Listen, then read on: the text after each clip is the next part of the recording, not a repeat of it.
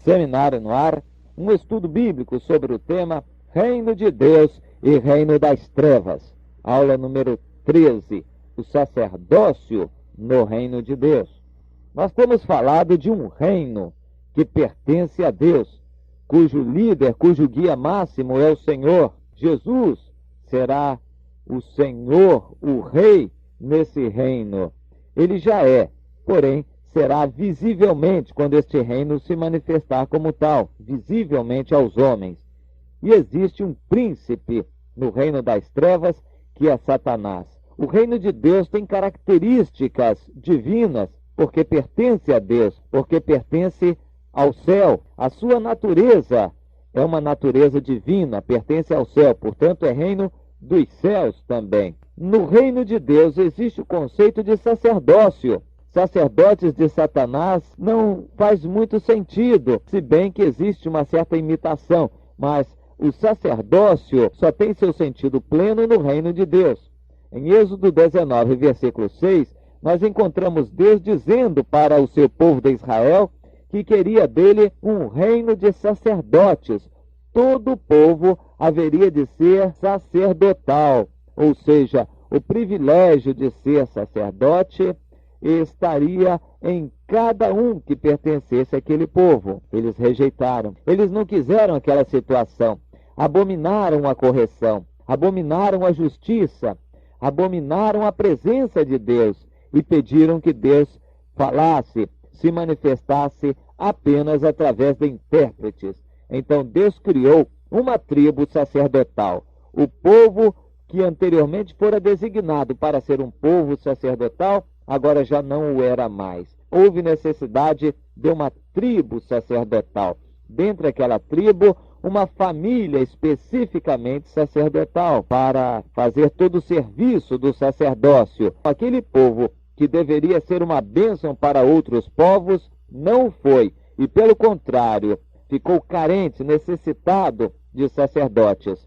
O primeiro deles, o que fez o papel de sacerdote, foi Moisés. A seguir, Arão e seus filhos, sua descendência, a quem Deus havia separado para isto. Já com relação a Arão e sua família, Deus não deu opção, porque foram remidos. Aquela família de Arão, bem como os levitas, a tribo de Levi, era um tributo do povo de Israel para Deus. Quem nascia levita não tinha a opção de não ser pertencente àquela família, àquela tribo. Um descendente de Arão não tinha o direito de escolher não ser sacerdote, ele tinha que ser sacerdote. Era o privilégio de Deus que lhe tocava, e ele tinha que assumir aquela responsabilidade.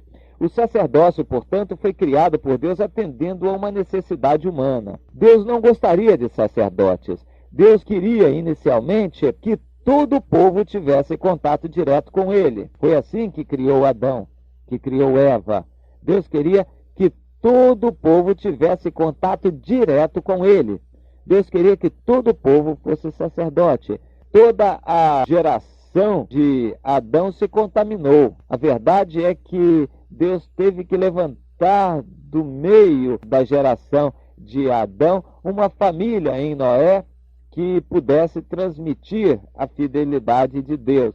Depois, ele teve que escolher dentre os descendentes de Noé a Abraão. E na família de Abraão, ainda muitos não foram aproveitados. Somente a descendência de Jacó é que foi aproveitada. Mesmo assim, este povo de Jacó, de Israel, também, no todo, não foi aproveitado para Deus. Somente a tribo de Levi e, dentre ela, a família de Arão. Mais tarde, até a própria família de Arão teve que ter a sua aliança cancelada por Deus, porque já havia sido totalmente descumprida aqui na terra.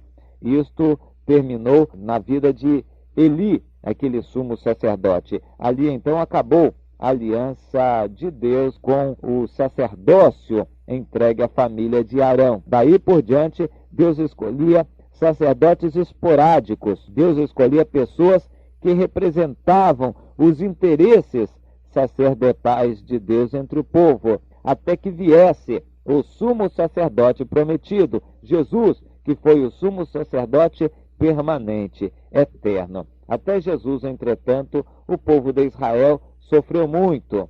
E nós, hoje em dia, temos que aprender com a experiência deles, aprender com a revelação de Deus na Bíblia e de maneira especial a eles, para que, no nosso caso, aproveitemos bastante a missão sacerdotal que Deus nos entrega. Vamos ler Hebreus 7, versículo 17. Porquanto se testifica, tu és sacerdote para sempre, segundo a ordem de Melquisedeque.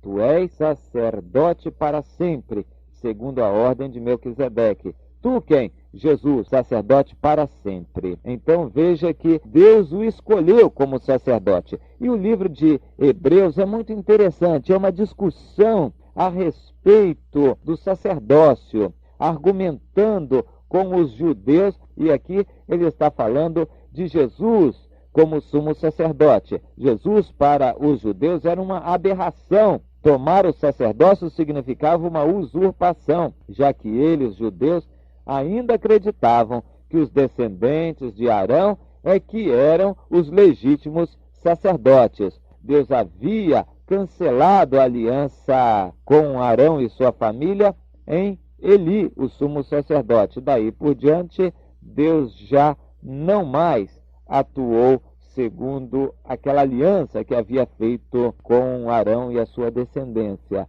mas pela rotina, pela tradição religiosa. Aliás, tradição é sempre um perigo. Pela tradição religiosa, continuaram os descendentes de Arão a pensar que ainda eram sacerdotes. Deus não mais falava com eles, mas eles tinham aquela tradição como uma herança, como um bem que eles possuíam, do qual não queriam abrir mão. Agora, falar de Jesus como sacerdote para eles era uma aberração, mas era. Deus fez seu filho sacerdote. Deus o escolheu assim. Mais adiante, em Hebreus 7, 25, nós lemos: por isto também pode salvar totalmente os que por ele se chegam a Deus, vivendo sempre para interceder por eles. Aqui começa a falar no que diz respeito ao sacerdócio, viver para interceder. O papel do sacerdote está intimamente ligado à intercessão. Sacerdote que não intercede não é sacerdote. E sacerdote só serve, ou praticamente a importância maior do sacerdócio é interceder, colocar-se entre duas partes, colocar-se entre Deus e o povo. Isto é intercessão. E a necessidade de intercessão é muito premente em nossos dias. O povo está longe de Deus no pecado, afastado de Deus por causa do pecado. Então precisa de sacerdotes que levem a palavra de Deus até eles e que levem a Deus os seus interesses, para que a ira de Deus não se desabe sobre nós. Compreendeu? A importância de sacerdotes, a necessidade de sacerdotes no nosso meio é muito grande. Muitos crentes não atinam para o privilégio que podem ter pelo fato de poderem ser sacerdotes de Deus. No Salmo 27, versículos 6 e 7, nós lemos: agora será exaltada a minha cabeça acima dos inimigos que me cercam. No seu tabernáculo oferecerei sacrifício de júbilo, cantarei e salmodiarei ao Senhor. Ouve, Senhor, a minha voz, eu clamo, compadece-te de mim e responde-me. Clamar a Deus, ouve o meu clamor. Só pode chegar à presença de Deus para pedir alguma coisa aquele que é sacerdote. Quem não conhece a Deus não tem o direito de chegar a Deus e pedir nada. Só sacerdote pode chegar a Deus e pedir alguma coisa. E ele ainda diz mais: no seu tabernáculo oferecerei sacrifício de júbilo. Aqui está a função do sacerdote, de representar o povo perante Deus, de oferecer a Deus sacrifícios em nome do povo. A responsabilidade que recai sobre um sacerdote é muito grande.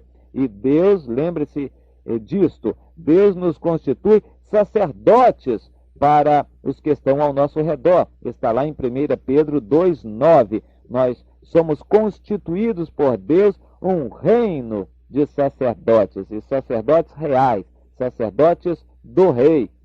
Deus não nos chamou para sermos crentes e termos atividades religiosas. Ele nos chamou para exercer um ministério importantíssimo, o ministério de fazer mediação entre Deus e os homens. Sim, este ministério sacerdotal. Nós temos um sumo sacerdote que é Jesus, que faz isto. Agora, nós somos os seus auxiliadores, somos sacerdotes ajudantes do sumo sacerdote, exatamente como era na Bíblia antigamente. Em Hebreus 5, versículos 4 e 5, nós lemos: ninguém, pois, toma esta honra para si mesmo, senão quando chamado por Deus, como aconteceu com Arão. Assim, também Cristo a si mesmo não se glorificou para se tornar sumo sacerdote, mas aquele que lhe disse: tu és meu filho, eu hoje te gerei. Assim Cristo a si mesmo não se glorificou para se tornar sumo sacerdote. Ele esperou ser chamado. Ninguém toma esta honra para si mesmo, senão quando chamado por Deus. E Deus nos chamou, Ele me chamou a mim.